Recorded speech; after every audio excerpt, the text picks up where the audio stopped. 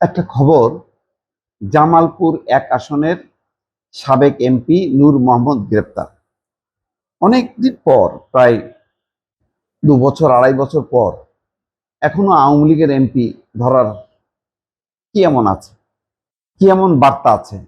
হ্যাঁ, আরো অনেকে কেউ কেউ লুকিয়ে আছে এখনো পর্যন্ত।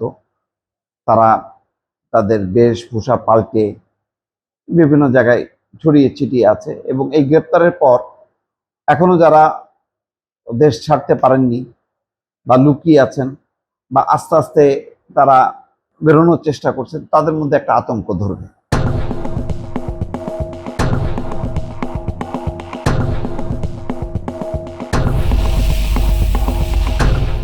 তো এই গ্রেপ্তার কেন? খুব ঠিক স্পেসিফিক একটা মামলা, ওই মানে ওই বিস্ফোরক আইন, হত্যা মামলা, এই সমস্তগুলো কমন কিছু বিষয় আছে। জানি না তার বিরুদ্ধে অন্য কোনো অভিযোগ আছে কিনা, কিন্তু এই ঘটনার মধ্যে দিয়ে একটা বার্তা আছে। আজকে দেখেন, সংসদে প্রধানমন্ত্রী তারেক রহমানের চীন এবং মালয়েশিয়া সফরকে অভিনন্দন জানিয়ে, ধন্যবাদ জানিয়ে সংসদে সর্বসম্মতভাবে ধন্যবাদ প্রস্তাব গৃহীত হয়েছে।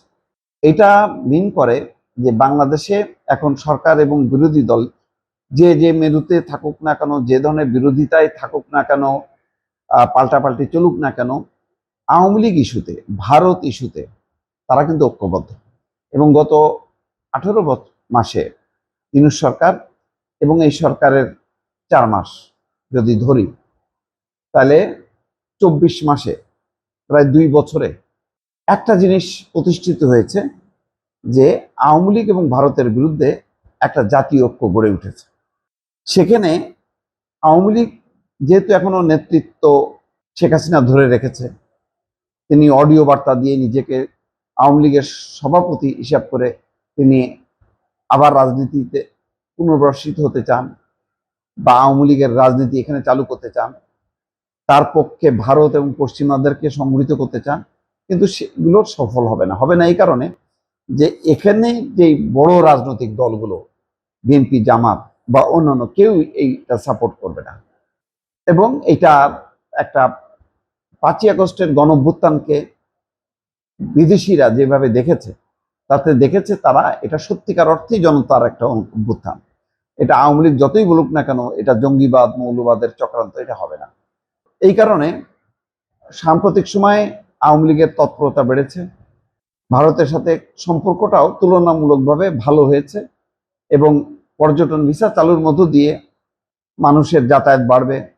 এখানে হয়তো আওয়ামী লীগ মনে করতে পারে তাদের লোকজন এই সুযোগে পর্যটন ভিসায় চলে যাবে, আবার হয়তো আসতেও পারে, এরকম একটা পরিবেশ হয়তো তারা আশা করেছিল। এবং 23শে জুন যেভাবে সরকার শক্ত হাতে প্রতিষ্ঠা বার্ষিকীর কর্মসূচি ভণ্ডুল করে দিয়েছে, তাতে বার্তা হলো এটাই যে রাজনৈতিক সরকার হিসেবে বিএনপি অথবা তার বাইরে যে বিরোধী দল জামাত, কেউই আওয়ামী লীগকে ছাড় দেবে না, আওয়ামী লীগকে ছাড় দেবে না।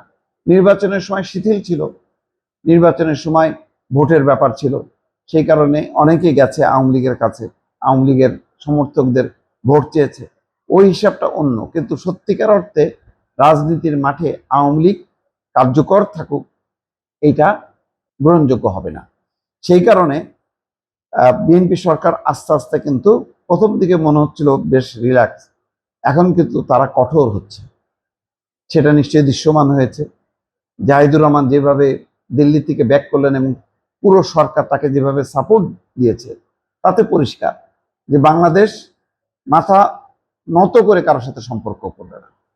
বাংলাদেশ আওয়ামী লীগের পক্ষে যতই ভারত ওকালতি করুক না কেন, এগুলোকে প্রশ্রয় দেবে না।